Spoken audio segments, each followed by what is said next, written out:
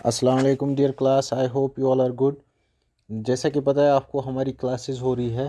तो आज जो है हम आपका जो मैंने सेशन प्रोजेक्ट रिपोर्ट का स्टार्ट किया था उसका एक टॉपिक पढ़ने जा रहे हैं, that is characteristics of a good project report. क्या क्या कैरेक्टरिस्टिक्स होनी चाहिए एक प्रोजेक्ट रिपोर्ट में जो अच्छे तरीके से हम बनाते हैं।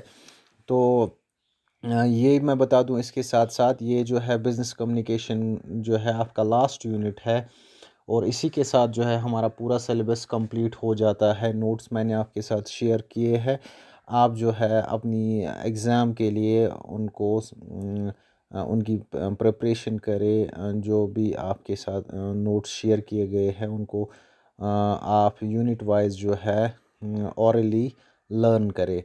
तो चलिए स्टार्ट करते हैं आज का जो क्लास है, characteristics of a good project report. देखिए, जो भी कंपनीज होती है वो अपनी मार्केट रिसर्च जो है वो आउटसोर्सिंग एजेंसीज़ को देती है। वो मार्केट की जो रिसर्च है इसके लिए जो है एक कुछ कंपनीज होती है, उनको वो जो है वो काम देती है। ये उनको हम थर्ड पार्टी एजेंसीज़ भी बोलते हैं। ये किसी भी कंपनी के बिहाफ पे मार्केट की रिसर्च करते हैं, और इस मार्केट रिसर्च करने के बाद ये एक रिपोर्ट तैयार करते हैं, प्रोफेशनल रिपोर्ट तैयार करते हैं उस ऑर्गेनाइजेशन के लिए जिनको इन्होंने ये काम दिया होता है। ये जो रिपोर्ट्स है जब ये तैयार होते हैं तो ये कंपनीज़ के सीनियर ऑफिशियल्स को दिए जाते हैं, क्योंकि वही क्रिटिकल डिसीजन मेकर्स रहते हैं ऑर्गेनाइजेशन की। तो जो भी ये रिपोर्ट्स बनाते हैं, जो भी मार्केट रिसर्च कंपनीज़ ये रिपोर्ट्स तैयार करती है, उनको चाहिए कि वो इस पे एफिशिएंटली काम करे, और ये जो रिपोर्ट्स है ये वेल फॉर्मेटेड होने चाहिए, और इस पे जो है एनालिटिकली इस पे बहुत ज़्यादा काम होना चाहिए। और इसमें जो है जो भी एक्चुअल फैक्ट्स है वो क्लियरली मेंशन होने चाहिए। और इसके अलावा ये भी डिज़ायरेबल है कि जो भी इसमें डेटा है वो या जो भी रिज़ल्ट्स इसमें दिखाए गए हैं रिपोर्ट बनाने में, वो ग्राफिकल या टैबुलर फॉर्मेट में होने चाहिए, क्योंकि उससे जो है एक गुड इम्प्रेशन पड़ता है, और ये जो है इजीली अंडरस्टैंडेबल होता है। जो भी रिपोर्ट्स जो भी होते हैं ये इसमें रिलेटेड इंफॉर्मेशन होनी चाहिए, ताकि जो भी कंक्लूजन्स है वो हम इजीली ड्राइव कर सके। और इसके अलावा इन रिपोर्ट में ये भी नेसेसरी है कि इस ये एक अच्छी रिपोर्ट होनी चाहिए। इसमें कुछ कैरेक्टरिस्टिक्स मेंशन होने चाहिए। वो क्या कैरेक्टरिस्टिक्स है, चलिए पढ़ते हैं।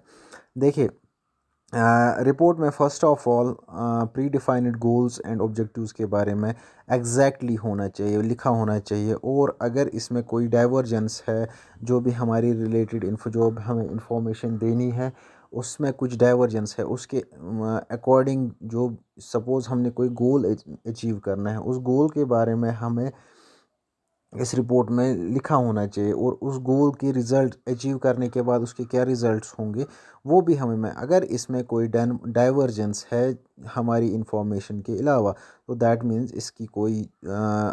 इसका कोई ये जो रिपोर्ट है ये किसी काम की फिर नहीं रहती है। तो इसलिए इससे क्या होगा, अगर इसमें रिलेटेड इंफॉर्मेशन मेंशन नहीं होगी तो इससे नेगेटिव इम्पैक्ट पड़ जाता है, और ये जो है हमें स्ट्रेटजीज़ के अगेंस्ट ले जाता है, तो जो हमारी कंपनीज़ के लिए काफ़ी नुकसानदेह होता है। तो रिपोर्ट में चाहिए कि हमेशा जो है रिलेटेड इंफॉर्मेशन हो according to the goals and objectives. उसके बाद जो भी आप रिपोर्ट बनाते हैं उसमें एग्जीक्यूटिव समरी, जो भी आप काम करेंगे रिपोर्ट पे उसमें प्रॉपर एग्जीक्यूटिव समरी होनी चाहिए। और ये जो है इससे जो है एक्चुअल रिपोर्ट स्टार्ट होता है। सपोज़ आपने कोई बिज़नेस प्लान देना है तो उसमें स्टार्टिंग जो है एग्जीक्यूटिव समरी मेंशन होनी चाहिए कि किस तरीके का आपका प्लान है।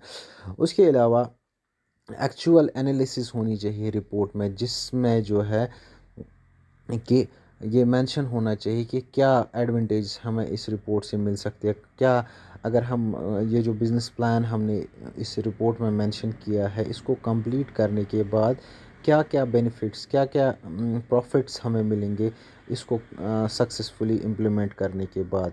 तो ये भी इसमें मेंशन होना चाहिए। इसके अलावा methodology of research, research methodology आपने क्या यूज़ की है इस रिपोर्ट को तैयार करने में।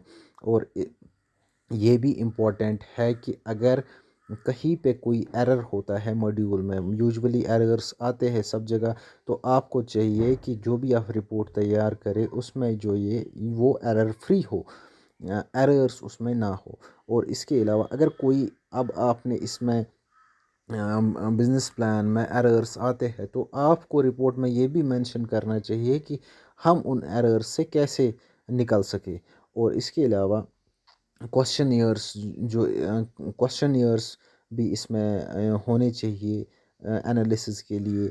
और इनको कैसे आपने प्रिपेयर किया है, इन क्वेश्चनियर्स को क्या रिसर्च मेथडोलॉजी रही है, वो भी इसमें मेंशन होना चाहिए।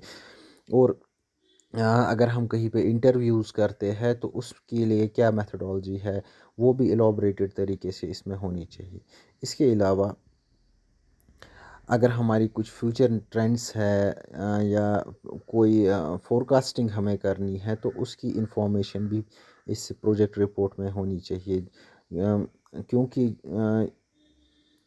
जो भी आप प्रेडिक्शन करें उसमें सक्सेस रेट ज़्यादा होनी चाहिए और एक्यूरेसी के साथ वो होना चाहिए। तो जो भी रिपोर्ट आप बनाए इसमें हर कोई वेरिएबल जो है वो, हर कोई वेरिएबल या एलिमेंट जो है एक प्रेडिक्टिव एनालिसिस के साथ होना चाहिए। और इसके अलावा अगर हमें रिपोर्ट को चेंज करना हो, सपोज़ इसमें कोई चेंज लानी हो, तो इसमें फ्लेक्सिबिलिटी होनी चाहिए कि हम इसको चेंज कर सकें।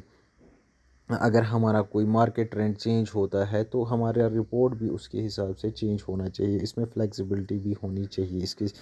और इसके अलावा आ, हम जब इसको चेंज करें तो ओवरऑल स्ट्रक्चर जो है रिपोर्ट का वो चेंज नहीं होना चाहिए। खाली हमें कुछ चेंज को कर, सपोज हमें कोई मॉड्यूल चेंज करना है, हम वो मॉड्यूल चेंज करें, लेकिन उससे जो है हमारी स्ट्रक्चर पे असर नहीं, उस हिसाब से हमें जो है अपनी रिपोर्ट तैयार करनी चाहिए।